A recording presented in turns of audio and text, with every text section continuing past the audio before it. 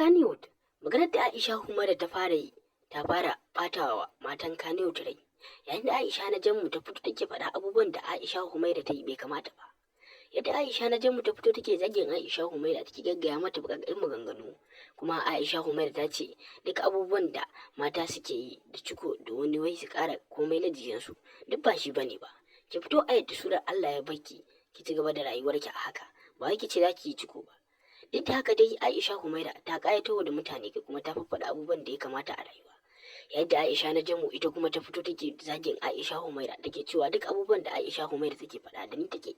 Da haka in ta isa ta fito ta faɗa ta ce da ni take ta ga yadda ake yi. Duk da haka dai Aisha Humaira bata kula Aisha Najamu ba, domin abubuwan da suke faruwa a masana'antar Kannywood sun fara fitowa fili. Matan Kannywood an ce gabaki ɗaya ciko suke domin mazan Kannywood su lura da abubuwan da suke so a jikin mata. Shi yasa Aisha Humaira ta fito take wayarwa da matan Kannywood kai. Aisha Najamu kuma ta fito tana zagin Aisha Humaira, ta ce mata ita daga abubuwan da take faɗa da ita take. Yadda kuma Aisha Humaira ta ce ita bata san da wa take ba, saboda ta fito tun kafin ta yi magana ta faɗa ta ce ita fa wannan maganar da take yi tana yi ne domin matan da suke ciko su daina. Amma duk da haka dai matan Kannywood sun fara ɗarguwa sun ce da ita suke. Kuma Aisha Humaira ta fito ta ce ita ba da matan Kannywood take ba, kawai tana yi ne domin matan da suke waɗannan abubuwan su daina.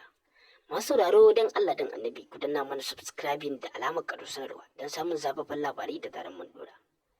Aisha Najamu ta zagi Aisha Humaira akan abubuwan da Aisha Humaira ta fito take faɗa. Yadda Aisha Najamu ta ji haushin abubuwan da Aisha Humaira ta fito take faɗa. Aisha Najamu kuwa ta ƙara da cewa duk abubuwan da Aisha Humaira take faɗa tana faɗa ne domin ta ɓata mana rai.